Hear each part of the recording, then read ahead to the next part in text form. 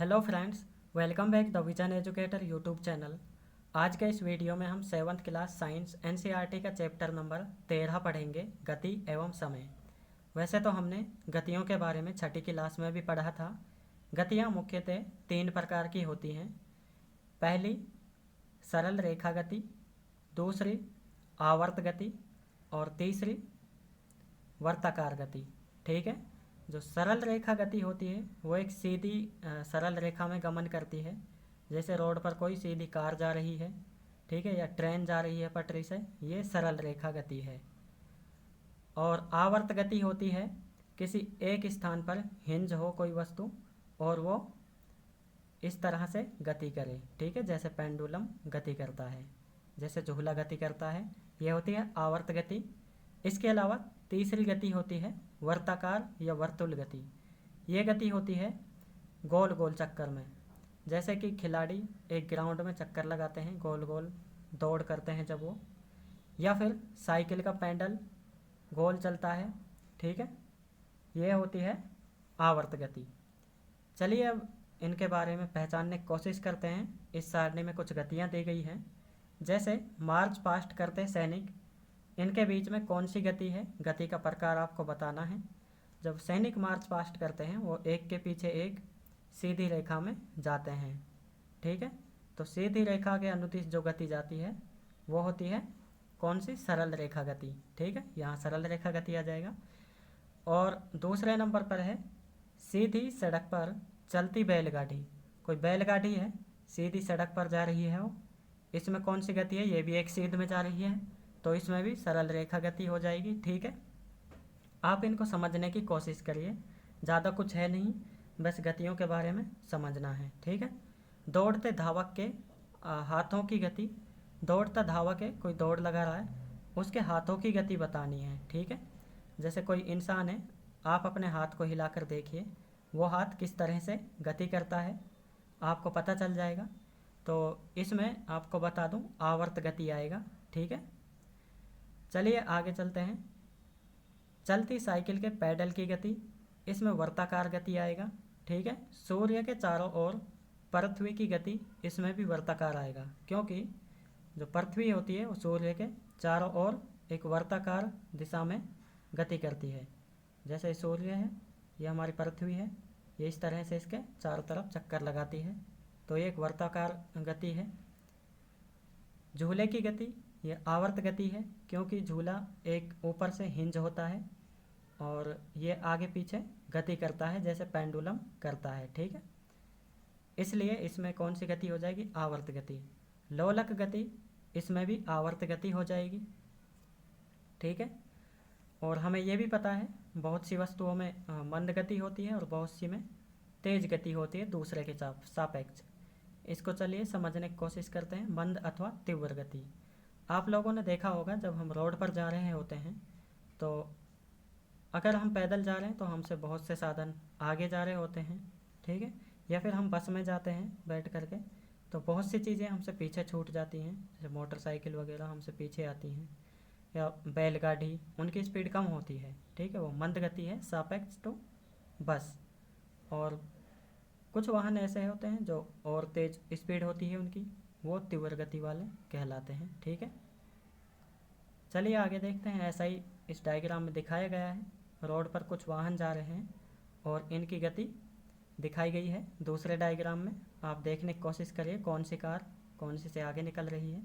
अब यहाँ पर जैसे हम देखें, ये वाली कार है ग्रीन, इसके साइड में ये वाइट वाली है और इसके पीछे रेड है, और इसके इस तरफ है ये भी वाइट है।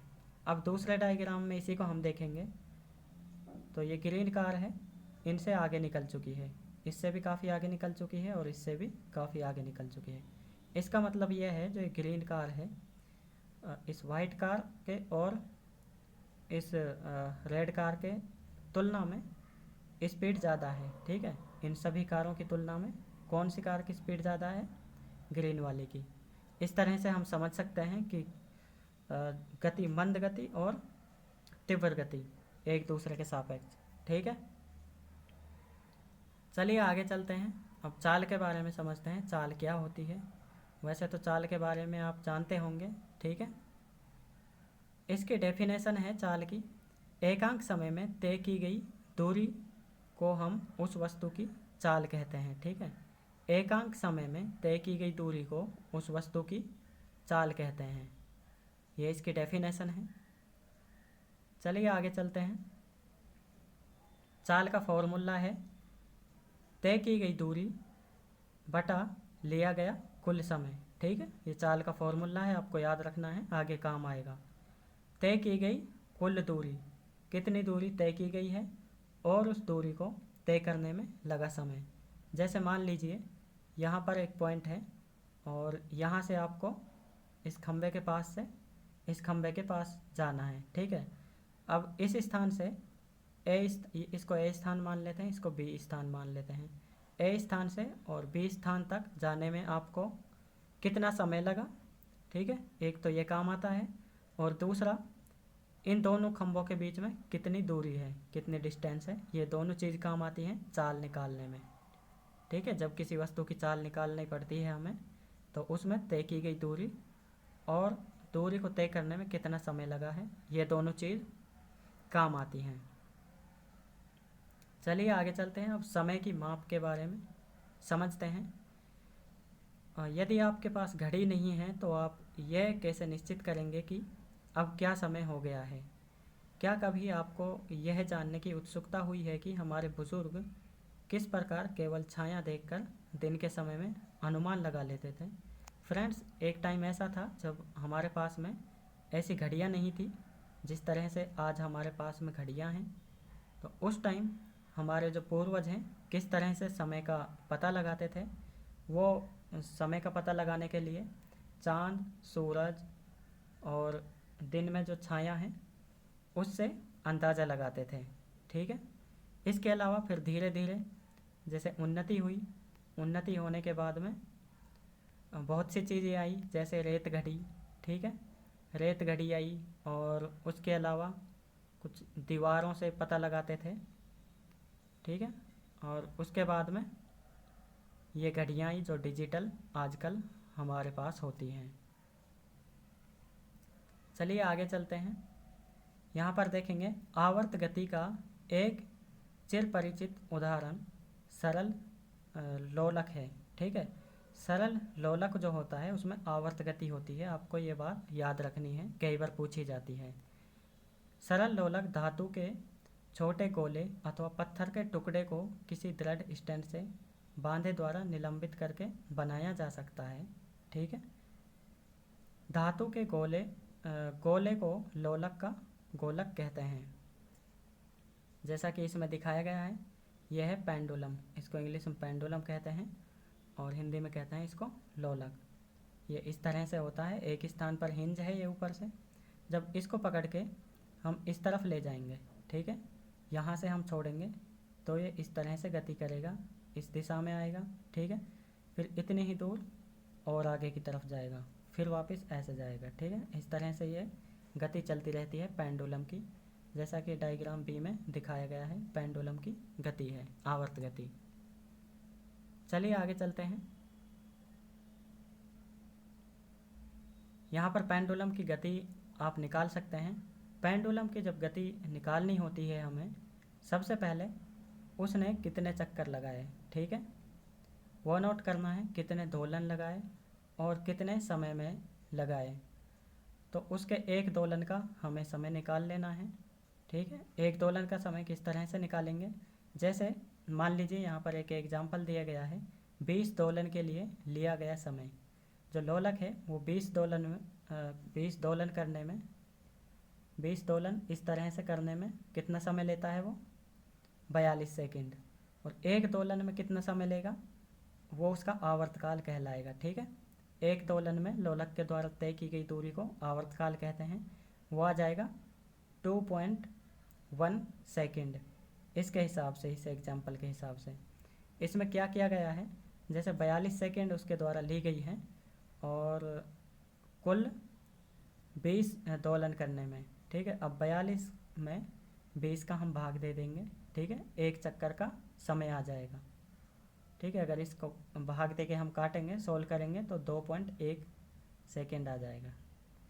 इसी तरह से और जो पेंडुलम है, किसी भी पेंडुलम की हम आवर्तकाल निकाल सकते हैं।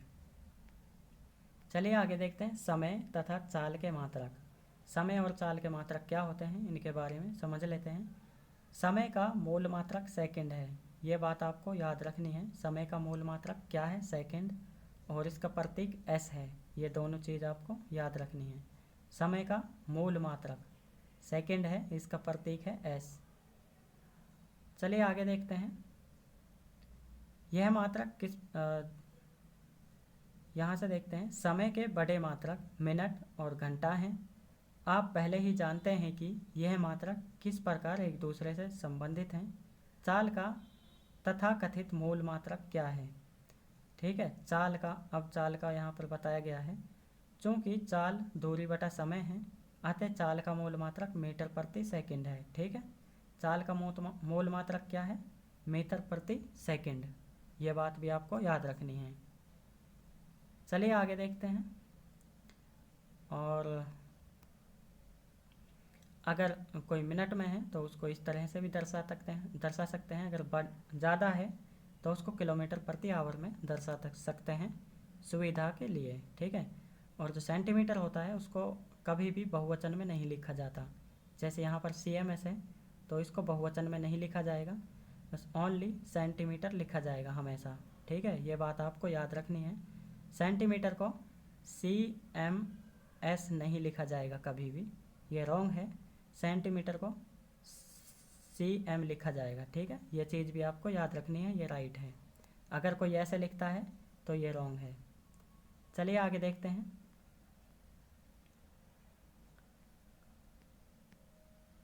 यहाँ पर ये जंतर मंतर की धूप घड़ी है। पहले घड़ियाँ नहीं थी तो इस तरह से अंदाज़ा लगाया जाता था समय का, ठीक है। जब इसके ऊपर धूप पड़ती है और इसकी छाया से हिसाब लगाया जाता था अब क्या टाइम हो रहा है, ठीक है। उसके बाद में धूप घड़ी आई, ये इस तरह से, ये धूप घड़ी है और ये रेत घड़ी है।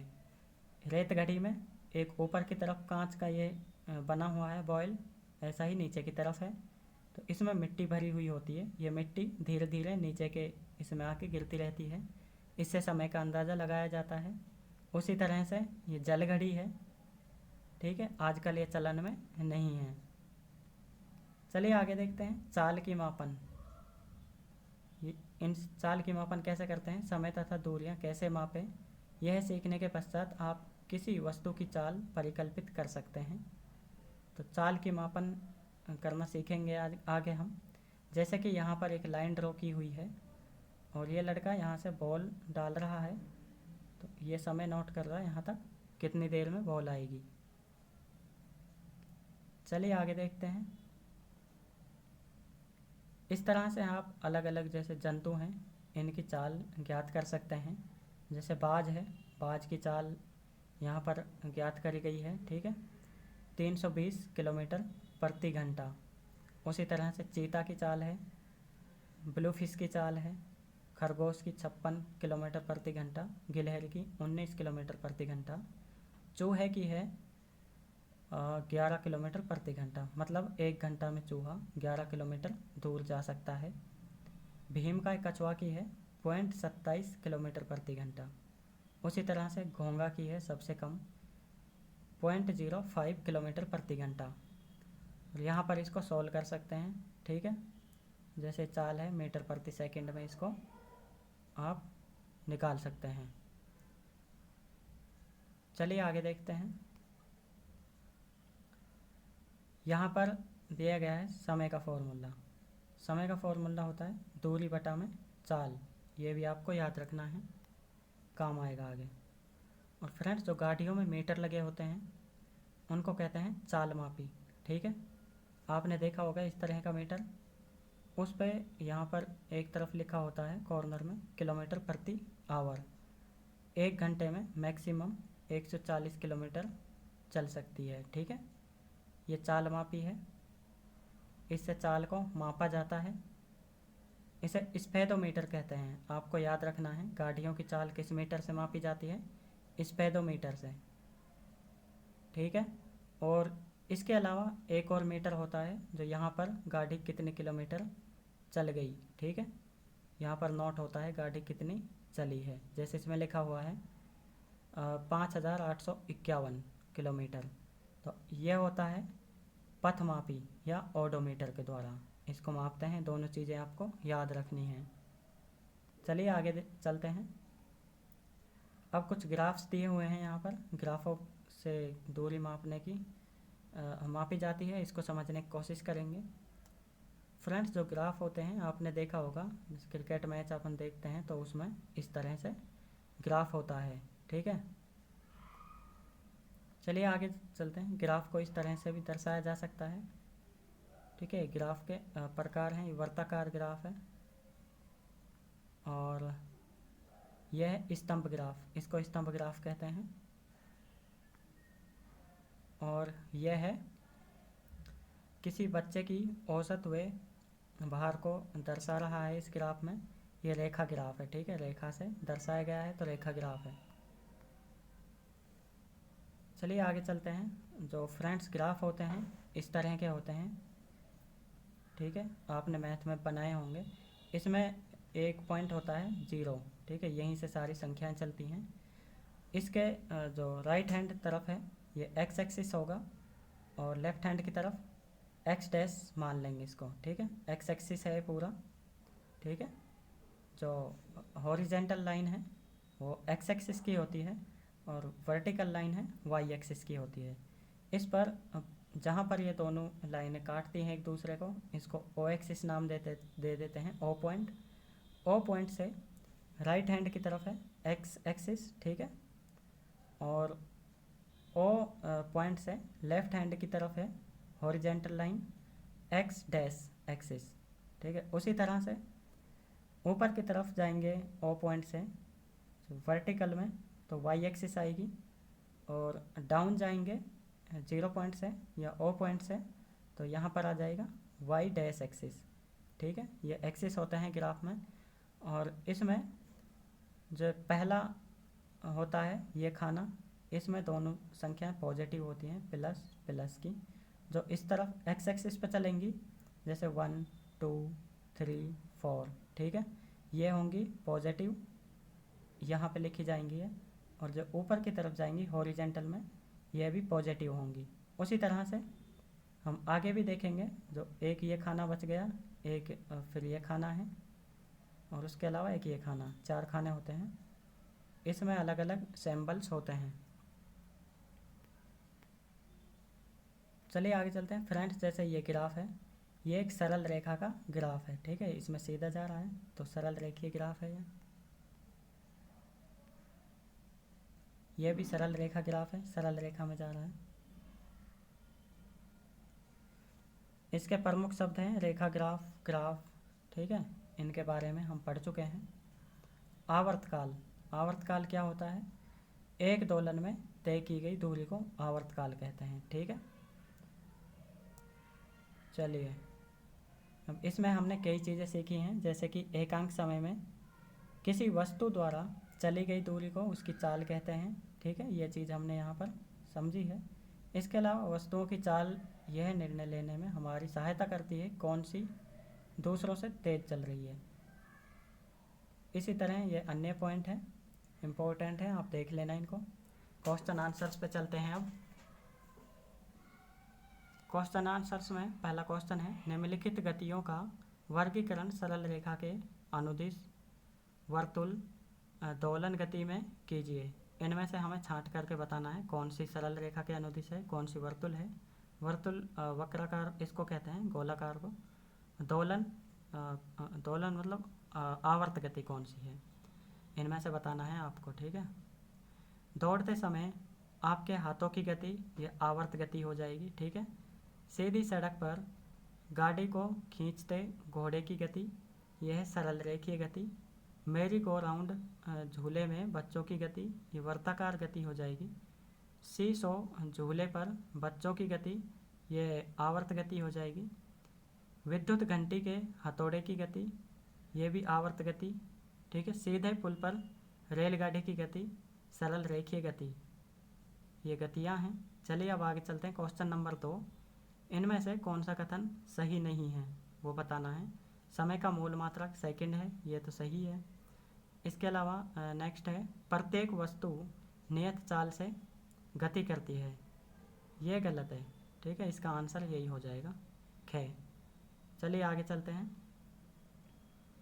ये न्यूमेरिकल है, इनको नेक्स्ट पार्ट में देखेंगे जितने भी इसमें न्यूमेरिकल हैं। ठीक है, न्यूमेरिकल वाले क्वेश्चन तीसरा, चौथा, पांचवा और छठा, इनको देखेंगे हम नेक्स्ट वीडियो में। ठीक है, नेक्स्ट पार्ट में। निम्नलिखित स्थितियों में गति के दूरी समय ग्राफ की आकृति दर्शाइए। ठीक है, इसमें नियत चाल से गति करती है कार या सड़क के किनारे खड़ी कोई कार, इसमें यह आ जाएगा के। ठीक है, इसका अपन को दर्शाना है, तो अगर के वाले का दर्शाना है तो इसको नियत चाल से कार चल रही है तो ये इस तरह से इसका ग्राफ बन जाएगा। ठीक है, और अब खे का ग्राफ बनाते हैं। खे का ग्राफ सड़क के किनारे खड़ी कोई कार, इसका बन जाएगा इस तरह से। ठीक है, यहाँ पे इस पॉइंट पे ही आ जाएगा। चलिए अब आगे चलते हैं। क्वेश्चन नंबर 8, निम्नलिखित में से कौन सा संबंध सही है? तो इसमें सही संबंध बताना है चाल बराबर दूरी बटा समय, ये खे वाला संबंध सही है। क्वेश्चन नंबर 9, चाल का मूल मात्रक क्या है? मीटर प्रति सेकंड। ठीक है, घे आंसर आ जाएगा। और क्वेश्चन नंबर 10, ये भी अपन अगले पार्ट में देखेंगे। ठीक है, क्वेश्चन नंबर 13 देखते हैं। निम्नलिखित दूरी समय ग्राफ में से कौन उस ट्रैक की गति को दर्शाता है जिसमें उसकी चाल नियत है? नियत चाल वाला बताना है हमको इन ग्राफों में से। ठीक है, नियत चाल कौन से में है? तो इसमें तो हो ही नहीं सकती, ये तो गलत है क्योंकि ये ऊपर से चल रही है, ये तो हो ही नहीं सकती। ये भी नहीं है। इसके अलावा आगे देखते हैं, नियत चाल से ये चल रही है। ठीक है, ये वाला सही आंसर हो जाएगा, ये भी गलत है। इसमें बताना है फ्रेंड्स, ध्यान दीजिए यहाँ पर, उसकी चाल नियत नहीं है, नियत चाल नहीं है उसकी, तो इसका आंसर ये हो जाएगा, ये वाला। इसमें नियत चाल नहीं है ना, तो ऐसे जा रही है, तो इसका आंसर हो जाएगा थर्ड। चलिए फिर मिलेंगे नेक्स्ट पार्ट में, तब तक के लिए नमस्कार।